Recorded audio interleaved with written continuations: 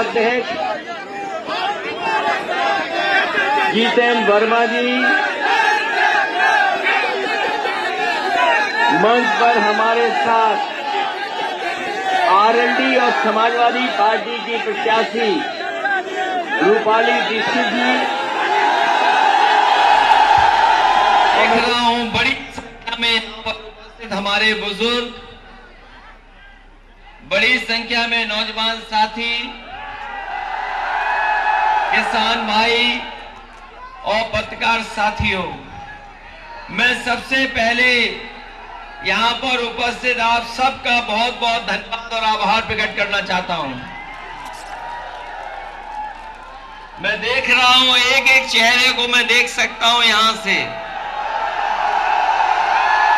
और ये चेहरे और खुशी और ये जो आवाज आ रही है ये बता रही है कि इस बार गठबंधन की प्रत्याशी रूपाली दीक्षित जीतने जा रही हैं।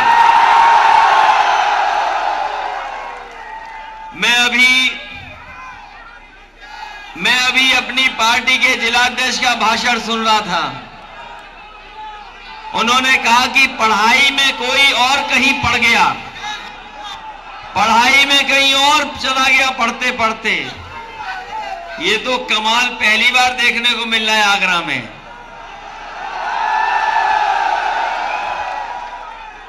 और हमारे बाबा मुख्यमंत्री जी ने लैपटॉप टैबलेट दे दिया कि नहीं दे दिया आपको? सुना है कि लखनऊ में बहुत बांटे गए थे, स्टेडियम में बैठा करके बांटे गए थे, आप तक नहीं पहुंचा। बताओ 4.5 साल से हमें और आपको क्या टैबलेट दे रहे थे वो। और कल्पना करिए कि जो चलाना नहीं जानता वो आपको क्या देगा। मैं आप सबसे न केवल आपके भविष्य के लिए वोट मांगने आया हूं, बल्कि उत्तर प्रदेश का भविष्य बेहतर हो, उत्तर प्रदेश खुशहाली के रास्ते पर जाए, उत्तर प्रदेश तरक्की के रास्ते पर जाए। और हमारे किसान भाई और यहां जितने मौजूद हैं सब खेती बाड़ी से जुड़े लोग हैं, किसान हैं या खेती से जुड़े लोग हैं। बताओ, उन्होंने कहा था कि किसानों की आय दोगुनी हो जाएगी। बताओ किसान भाइयों, किसकी आय दोगुनी हो गई?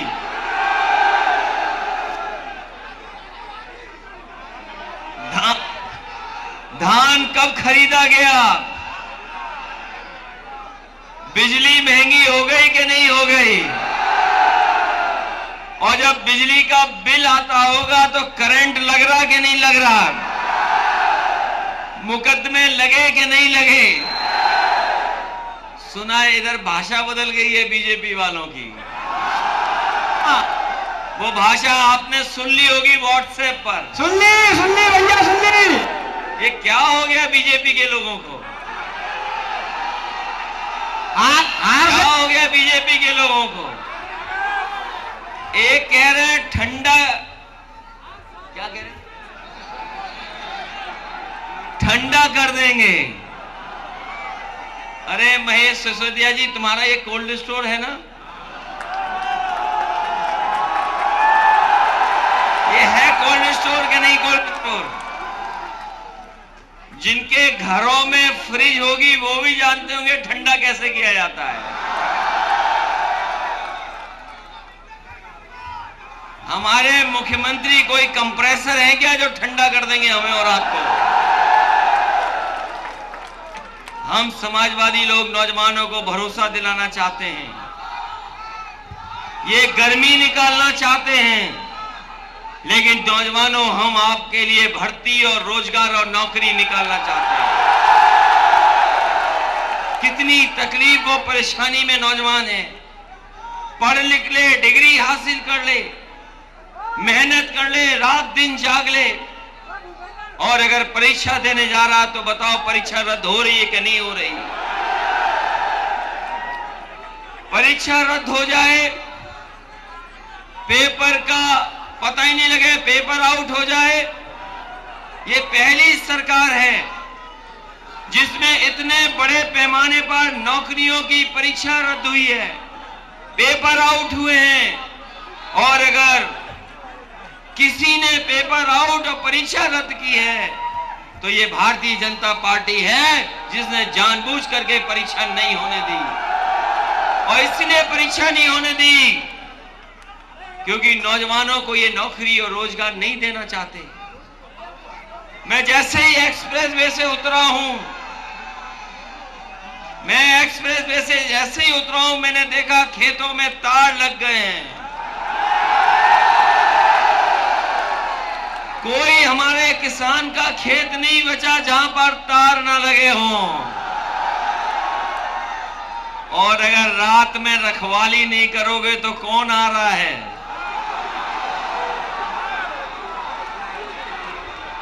कौन आ जा रहा है रात में? बताओ। खेत बर्बाद हो रहे कि नहीं हो रहे? और जब खाद लेने गए, खाद मिली कि नहीं मिली? और अगर खाद मिल भी गई होगी तो बोरी में से चोरी हो गई कि नहीं हो गई? कभी कभी मैं सोचता हूं ये बीजेपी वालों ने बोरी में से चोरी कहां से सीखी होगी। ये बोरी में से चोरी कहां से सीखी होगी। कभी आपने पार्ले जी का बिस्किट पैकेट लिया कि नहीं लिया? हमारे बुजुर्ग हैं, जब पहले लेते होंगे तो बड़ा पैकेट आता था। आप लोग पता करिए, पहले जब आता था बड़ा पैकेट आता था। अगर किसी की छोटी मोटी दुकान है, पार्ले जी का बिस्किट पैकेट रखता होगा तो पता कर लो पहले बड़ा पैकेट आता था। और जैसे जैसे महंगाई बढ़ी पैकेट छोटा होता चला गया। पैसे कम नहीं किए, पैकेट में से बिस्किट कम कर दिए। बताओ बोरी में से चोरी हो गई कि नहीं हो गई? डीजल पेट्रोल कहां पहुंच गया? इसलिए बहुत सारे सवाल हैं जिनका जवाब भारतीय जनता पार्टी नहीं दे सकती। कोई सवाल नहीं है जिसका जवाब दे पाए।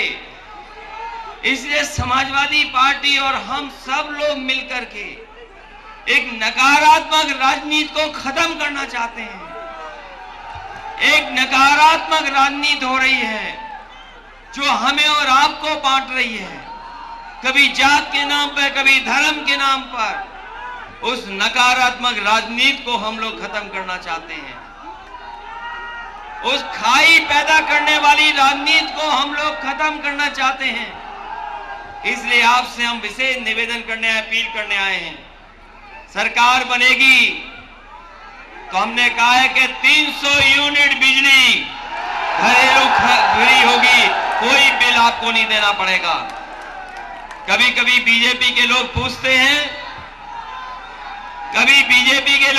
हैं, बताओ बिजली कहां से लाओगे? मैं अपने पत्रकार साथियों के सामने और आपके सबके सामने कहना चाहता हूं, 2 बार सरकार बनी है बीजेपी की। दिल्ली में 2 बार सरकार बनी, एक बार उत्तर प्रदेश में बनी। एक भी बिजली का कारखाना उत्तर प्रदेश में भारतीय जनता पार्टी ने नहीं लगाया। अगर लगाया हो तो बता दो कहीं कारखाना लगा हो। और फिर जो हमसे सवाल पूछते हैं, हम उनसे कहना चाहते हैं कि मुख्यमंत्री जी 4.5 साल से बिजली के कारखाने का नाम नहीं रट पाए, बिजली नहीं रट पाए।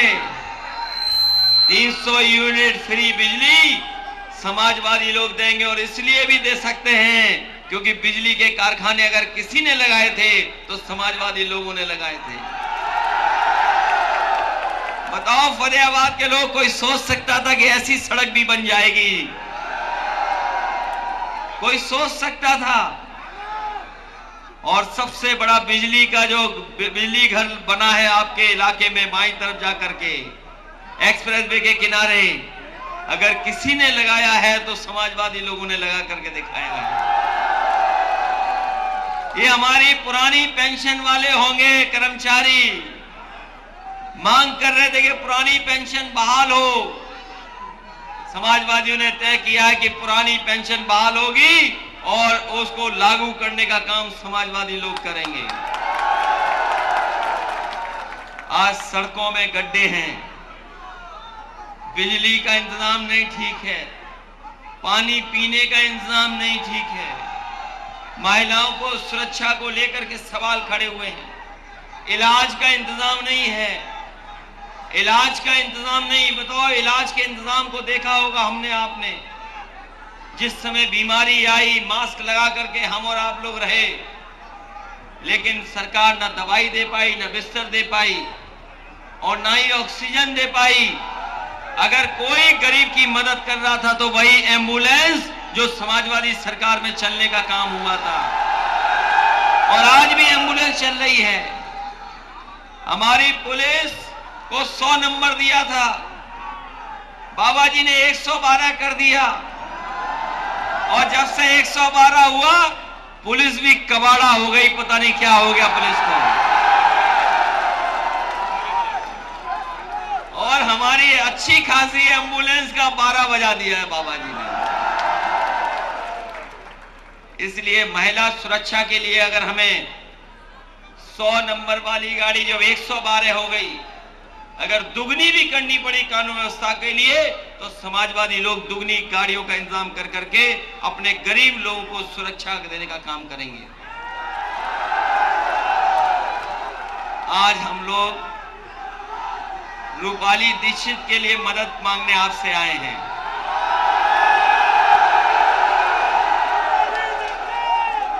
रूपाली दीक्षित जहां पढ़ी लिखी हैं और आज के समय की चीजों को समझती हैं, दुनिया की चीजों को जानती हैं, दुनिया के दूसरे हिस्से में भी पढ़ी हैं, तो आज अगर हम अपने समाज को और दुनिया के दूसरे हिस्से के समाज को देखें तो हम न जाने कितने पीछे हैं। आज हम सड़क के मामले में पीछे हैं, पढ़ाई के मामले में पीछे हैं, स्वास्थ्य सेवाओं के मामले में पीछे हैं। आज गरीब जनता को चाहिए कि अस्पताल अच्छा हो, सड़कें अच्छी हों, बिजली सस्ती हो और हमारे किसानों को कम से कम उनकी पैदावार का सही मूल्य मिले। अगर कोई इस लड़ाई को आगे बढ़ा सकता है तो समाजवादी पार्टी और आरएलडी मिलकर के इस लड़ाई को आगे बढ़ाना चाहती है। और जब नए लोग जीत करके जाएंगे, बताओ नए लोगों को जिताओगे कि वही घिसे पिटे लोगों को जिताओगे? ऐसे लोग चुनाव लड़ रहे हैं जिनका कोई पता नहीं कहां चले जाएं। बताओ ये बात है कि नहीं है? कभी हमारे पास भी आए थे, ये वही हमारे पास भी आए थे, हमारे पास भी आए थे कभी। ये तो अच्छा है जितेंद्र वर्मा जी गए और आ गए वापस, इससे अच्छा कुछ नहीं हो सकता। इसलिए नए लोगों को जिताइए, नए विचार के साथ नई चीजें आएंगी।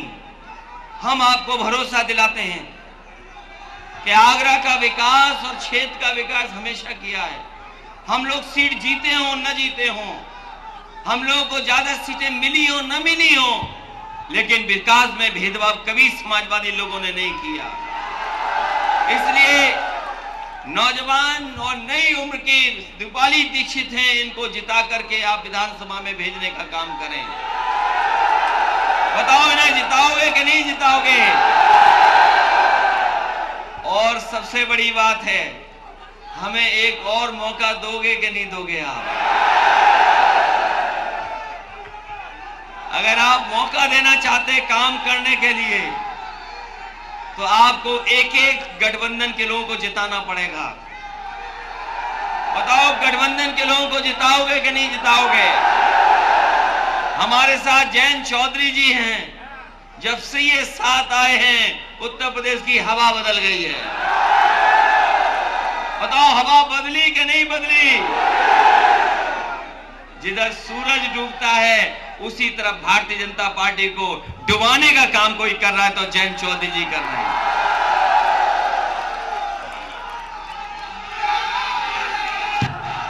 बताओ, आज हर दल आपके साथ आ गया है। हमने कोशिश की कि जो छोटे दल है, क्षेत्रीय दल है, उनको साथ लाने का काम करें। महान दल को भी हम साथ लाए हैं और महान दल का नारा तो कमाल का है कि महान दल ने ठाना है सपा सरकार लाना है। ये नारा अगर किसी ने सबसे पहले दिया तो वो महान दल के लोगों ने दिया। आज महान दल साथ है, आरएलडी साथ है और कभी कभी टीवी पे ओमकार राजभर जी को भी सुनते होंगे, वो भी आपके साथ हैं। तो आज हर दल आपके साथ है। बीजेपी से कोई जुड़ना नहीं चाहता। बीजेपी से तो नहीं जुड़ना चाहता कोई, इसलिए मदद करिए और साइकिल की मदद करिए। ये साइकिल वाली मदद होगी कि नहीं होगी? इसलिए बहुत बहुत धन्यवाद आप